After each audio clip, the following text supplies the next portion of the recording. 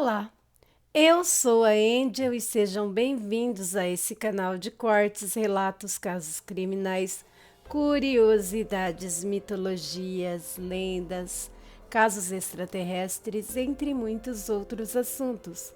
Um canal de variedades, um canal eclético. Se você, assim como eu, gosta desse tipo de canal, se inscreve aí, deixa o gostei, compartilha com mais pessoas que também gostam. Ativem o sininho das notificações para sempre que for postado algo novo aqui na plataforma, você seja notificado. E hoje vamos dar continuação aqui a curiosidades extraterrestres, trazendo para vocês um livro super interessante de Salvador Nogueira. Extraterrestres, onde eles estão? E como a ciência tenta encontrá-los. Publicado pela editora Abril. Vamos dar prosseguimento aqui ao capítulo 1, parte 3, com o título E, no entanto, a Terra se move. No começo de 1592, antes de ser finalmente capturado pela Igreja, Giordano Bruno passou pela cidade de Pádua. Lá chegou a lecionar na universidade local, onde, na mesma época, um novo professor de geometria mecânica e astronomia acabava de ser integrado aos quadros Galileu Galilei.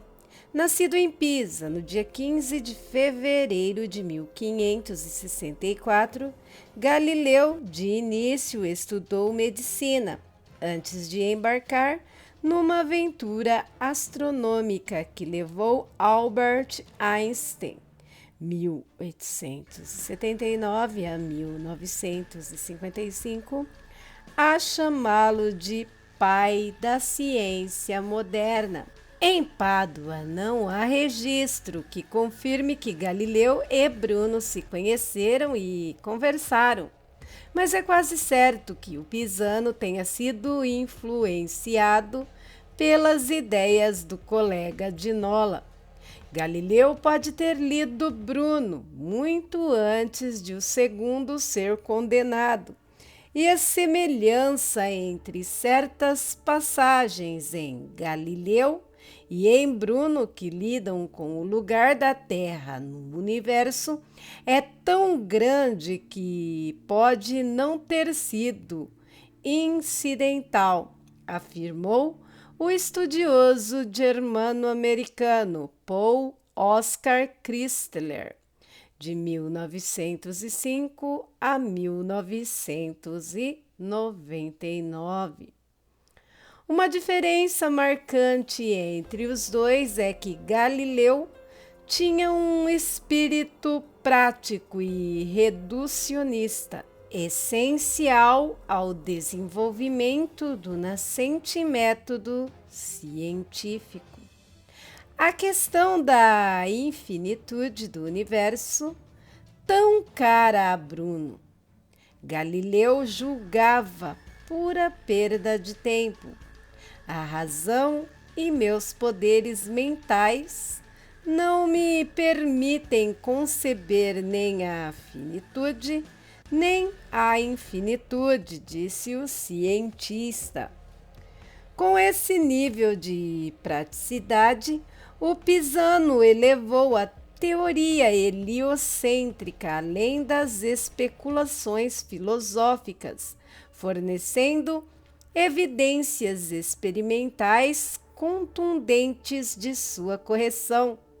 Para isso, o astrônomo lançaria mão pela primeira vez de um telescópio refrator, a popular luneta, para observação celeste.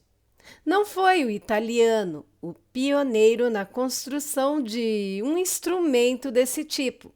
Na verdade, ele só se interessou pelo assunto depois de ouvir dizer que um holandês, Hans Lippershey, havia tentado patentear em 1608 um instrumento que usava lentes para enxergar mais longe, com base na descrição crua e em seus já sofisticados conhecimentos de ótica. Galileu construiu suas próprias lunetas em 160G.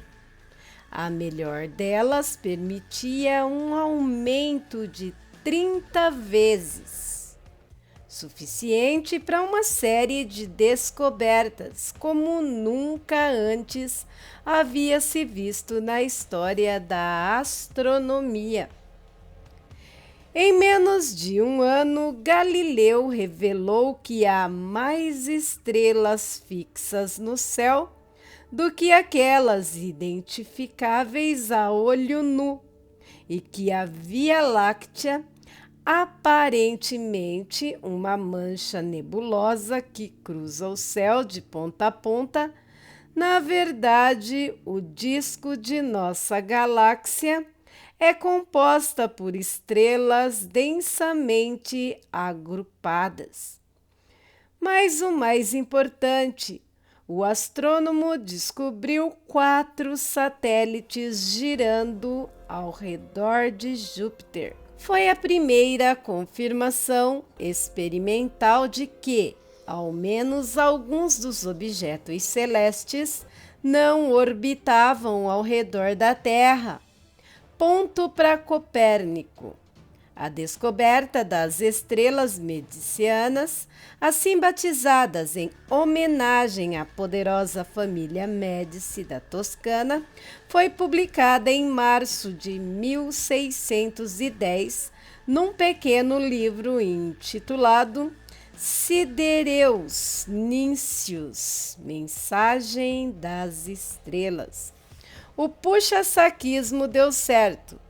Os Médicis passaram a financiar o trabalho de Galileu, mas só até certo ponto. As 4 maiores luas de Júpiter, no final, perderam o título de medicianas e acabaram conhecidas como satélites galileanos, em homenagem a seu descobridor.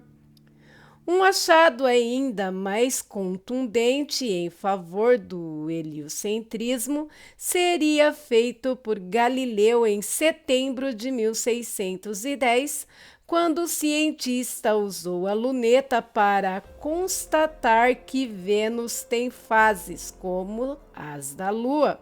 Isso só podia significar que aquele planeta orbitava ao redor do Sol, como predizia Copérnico. Além disso, as observações telescópicas revelaram que a Lua tinha montanhas, vales e planícies, como a Terra, muito longe de ser uma esfera etérea e perfeita, como sugeria Aristóteles. A batata do geocentrismo estava assando.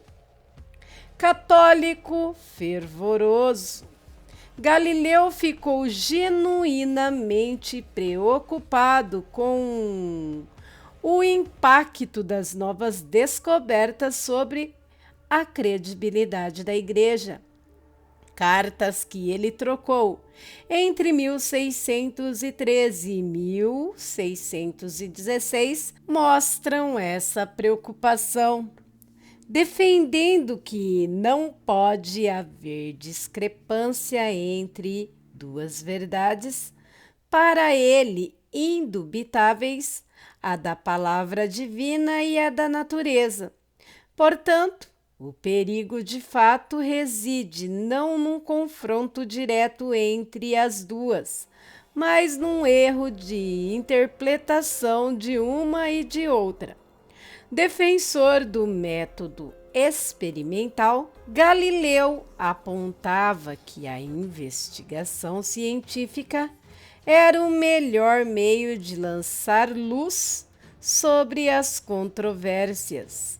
Uma vez revelada a verdade natural, Ela ajudaria os clérigos a interpretar corretamente o texto bíblico, sem risco de, por assim dizer, deixar o bebê religioso escorregar pelo ralo, junto com a água do banho de dogmas. A preocupação do cientista é que o copernicanismo fosse declarado herético e, uma vez comprovado verdadeiro pela ciência, lançasse sob suspeito o valor da Bíblia.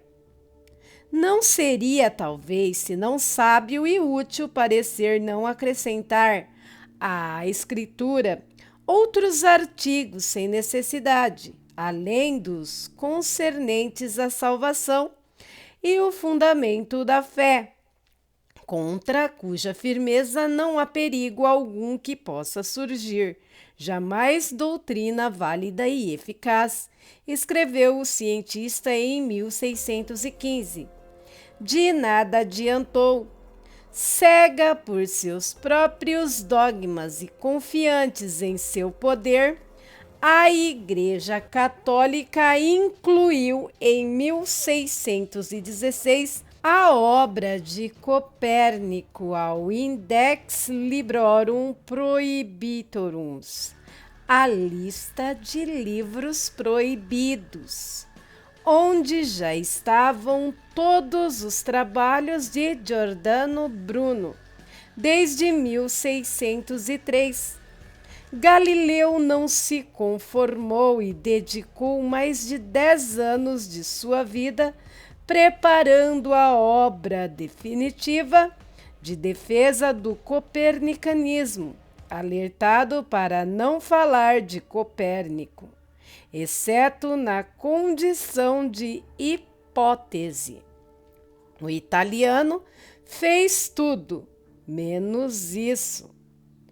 Publicado em 1632, Dialogo sopra i due massimi sistemi del mundo, diálogo sobre os dois principais sistemas de mundo, contrapôs o universo geocêntrico de Ptolomeu e, por tabela, Aristóteles, ao heliocêntrico de Copérnico, apresentando um vencedor claro.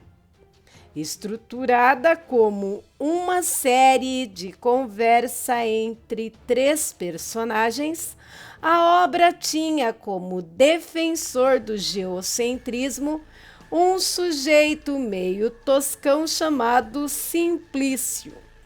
O Papa Urbano VIII ficou convencido de que o paspalho do livro era uma versão satirizada de si mesmo, o que foi a gota d'água para que Galileu, a exemplo de Bruno, fosse levado a Roma diante da Inquisição para julgamento por heresia.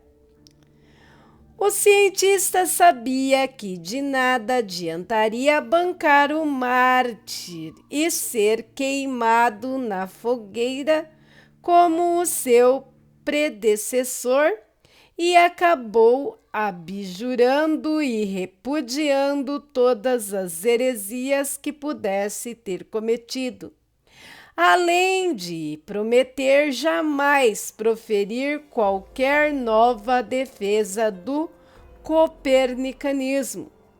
Escapou da morte, mas ganhou em 1633 uma sentença de prisão perpétua domiciliar. Mesmo idoso, Galileu seguiu contribuindo com a ciência e morreu cego no ano de 1642. Reza o mito que, após confessar e abajurar toda a sua heresia, Galileu sussurrou aos seus inquisidores: e por se mueve, e no entanto ela se move, referindo-se à terra. Interessante, não? Vamos parando por aqui a leitura da parte 3 do capítulo 1. Num próximo vídeo sobre a mesma temática, continuaremos com a parte 4 do capítulo 1, a matemática dos planetas, desse livro maravilhoso que, no mínimo, vai te pôr para pensar.